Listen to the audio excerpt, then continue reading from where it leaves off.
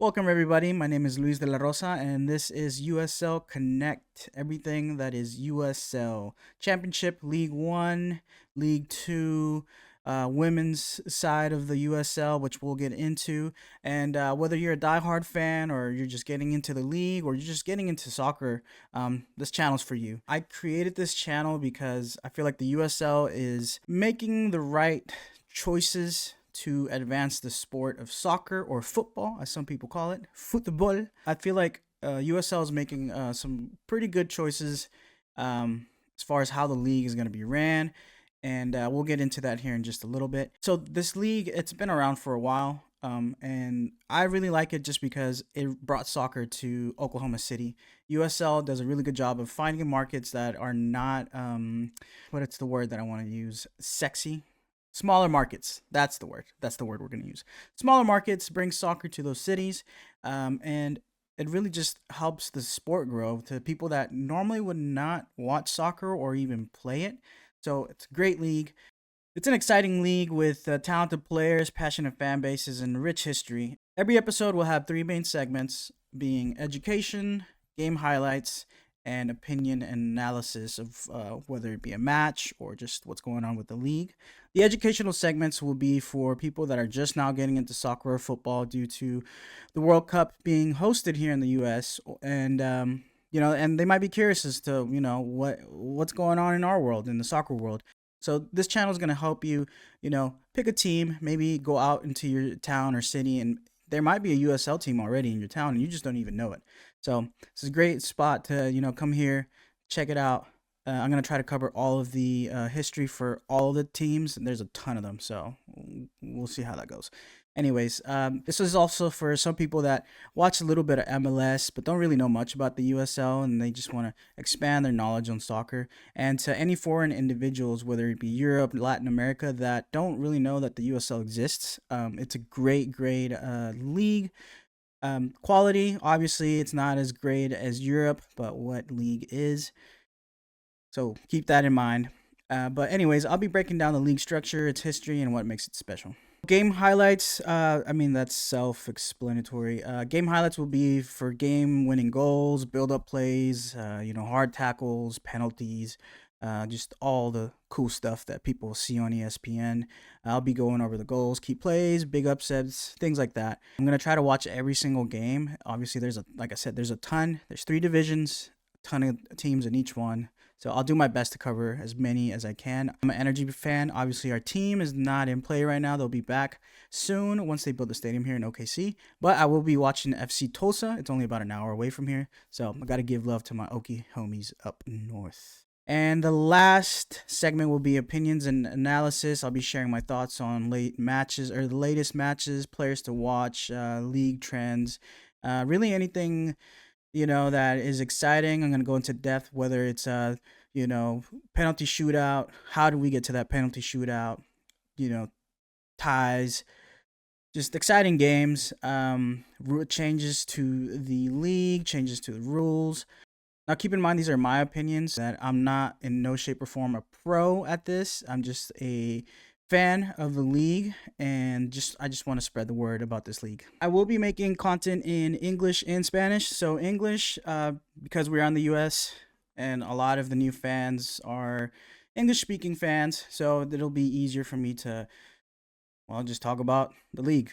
I'll also be throwing in some Spanish content in there as well for all my Hispanic fans of the USL, whether in the US or foreign countries like Latin America, Europe. So just keep that in mind. Like I said earlier, I want to spread the good gospel of the USL, if you know what I mean. As you can see, Team USA, they sucked. They sucked. They're going down.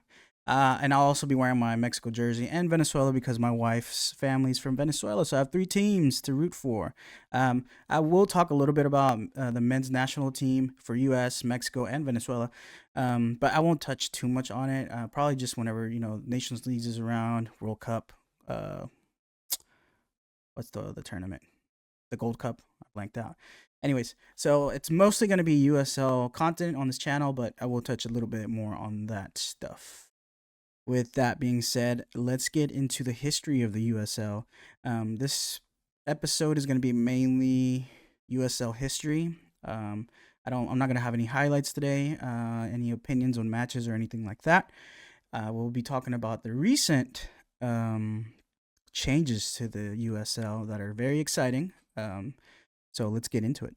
So the USL was founded in 1986. It was called the Southwestern Indoor Soccer League. It was mainly focused for indoor soccer.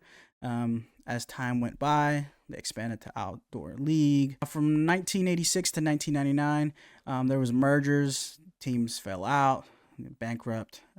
Other teams were acquired, absorbed other leagues. I'm not going to go too much into detail about it, just because I feel like I might lose some people. If you really want like the full detail history, just look it up. Around 2017, USL Pro became the official sanctioned Division 2.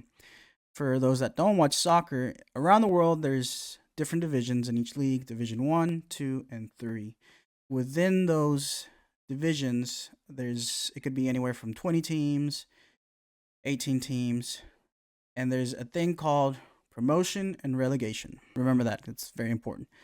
So promotion and relegation, I can't say that word, Jesus. It pretty much means the bottom teams, whether it's the bottom 3, go down, top 3 go up. It's not that simple. There's, depending on the leagues within each country, it could be, the first one in the second division goes up, and then the next 2 battle it out, or the next 4 battle it out for to be promoted to the first league. Bottom 3 drop down, top 3 move up, and then it goes Division 2, bottom 3 go down, Division 3, top 3 go up. Damn, I just confused myself. I hope I'm not confusing you. It keeps the league interesting. Every match counts. And unlike in the US, where our sports don't have that, make sure that the bottom teams don't just tank on purpose to get the first round draft. Now, why is this important? MLS, which is the top tier Division 1 soccer league, does not have that. It's pretty much, if you're a loser at the bottom, you're a loser at the bottom, and good luck next time. If you're at the top, well, you made it to the top, and that's cool and all, but again, the bottom teams have no incentive to actually push up. Let's say you're middle of the table, which stands for the standings. So tabla is what we would say in Spanish. But let's say you're a middle of the table team, and you notice that, the last 10 games, it's really rough. You might tank, not on purpose, but you start tanking, and by the 4th or 5th game of those last 10 games, you're like, whatever, we don't care, it's over. We're not gonna make it to the playoffs. It's not exciting, and it doesn't push the players to be, the best that they can be. With promotion and relegation, it fixes that, right? Just recently, the USL not only was sanctioned Division 1 status, so now they're competing with the MLS, right? But all of the USL owners decided to implement promotion and relegation, meaning a smaller city like Oklahoma City, our market is very small, can actually compete with a larger market. Let's say a team in California, right? That means that we might start on the 3rd division or 2nd, and maybe within a year or 2 move up to the first one. That helps a lot as far as the competitive side. All right, so let's go back to the history part. I feel like I was going all over the place.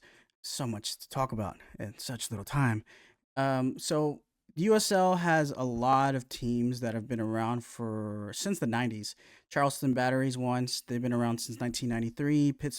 Pittsburgh Riverhounds since 1999. Richmond Kickers since 1993. Orange County since 1997. And Rochester, New York FC, I'm sorry if I butchered that, since 1996. So there is history there. It's just that people don't really talk about it, and they don't even know about it. And it's, again, I feel like with USL going Division 1 status and doing relegation and promotion, it's going to help the league. It's going to bring more eyes. An example would be for the Energy FC, which they're going to have a new name, but I'm calling them that just because they don't have a new name. So I'm just going to call them that. One of the new investors is Westbrook, as in Russell Westbrook, NBA. He wants to be part of this town. He wants to be part of the city. He loves Oklahoma City. And those eyes, just from that announcement, is going to bring so much attention to the city. And again, I've met so many people that, I mean, Oklahoma City is not a big city. There's about less than a million in the metro, OKC metro. I know people are gonna be like, "Oh, that's a lot," but compared to LA, it's in New York City and Dallas, it's small. Anyways, if you're from Oklahoma, you'll understand that this place is small. Um, I still found people that never heard of the energy, or if they did, they never went to a game. And to me, that's insane. This is such a small town or small city that they should be able to see these announcements and all these things. But anyways, I'm all over the place. Damn you, ADHD. Anyways, I forgot where I was going with this. Anyways, history, it's there. One of the things that I love about the USL, and I love the MLS. Don't get me wrong, I love watching the MLS. FC Dallas and LAFC is my team. They are my team, not is. Seattle, I love watching Seattle. I like different teams in the MLS side, but the thing I like about USL is that because it's smaller markets, the players, coaches, and the owners are more accessible. So after matches, they let you go up there and talk to the players. I can name a couple of instances here in Oklahoma City where the energy players would hang out with fans outside of the pitch. You know, they'd have cookouts, and it's things that you don't really see in the MLS. Again, building community is the number one thing when it comes to any sport, but I feel like USL does a really good job of just integrating the city that they're from, bringing them together. And even though we don't have the numbers to show it, it's just a really great experience. And again, I've gone to FC Dallas games, and it's packed, and the players are not gonna, come up to the stands and talk to you. And the owners, I mean, the owners are probably just not even there. They're probably somewhere else just because they own NFL teams and basketball teams. Anyways, but yeah, I really think that USL has that upper hand on top of the MLS. And I know I'm blabbering and going all over the place. Now, the other thing that I like about the USL as well, it's the fact that other countries are seeing the amount of success that the USL is having, and players from Latin America instead of playing in the MLS or Liga MX, which is where most most players want to play in Europe, but if you can't make it, I feel like Liga MX and then MLS would be your choice. My opinion, if you have your own, that's fine. Leave it in the comment. But a lot of Latin American players are saying to themselves, well, if I can go to a USL team, make 40K, which is more than I'm making in my own country, and I'm playing every week, I'm going to do that instead of, playing for an MLS team or Liga MX team where you're going to have a lot more pressure. And yeah, you're going to get paid more, but you're going to have a lot more pressure. And if you don't make any moves the first couple weeks, you're going to get benched. Happens all the time. So it's cool to see not just our up and coming talent, but talent from other countries. And again, that makes the league better. And if the league gets better as far as quality of the players and matches, the USL is just going to keep on growing and growing and growing and growing. Again, I keep going back to promotion and relegation, but I think it's a smart move. And I want to say maybe in 5 to 10 years, USL, as far as the quality side, is going to be better than the MLS. That's it. That's my rant. Rant's over. Anyways, if you have any questions about the USL League, I know I talked all over the place. It's probably a very incoherent video. But if you're a new fan, if you want to talk soccer or football, make sure to leave a comment, any questions that you have. If you are a current USL fan, hit that like button, subscribe, make sure you turn on the notifications, and leave a comment. Whatever you want to talk about, whatever team you want me to cover, I'll cover it. I'm going to watch the FC Tulsa game today, and we'll see how that goes. Again, this is my first video, so bear with me as far as the, what's it called? What's the word that I'm trying to use? Staying on topic. Yeah, I need to stay on topic. I have my notes up, but then I just went off the rails. Anyways, hope you guys enjoy this video. Make sure you hit that like button, leave a comment, subscribe, and I'll see you guys next time. Bye.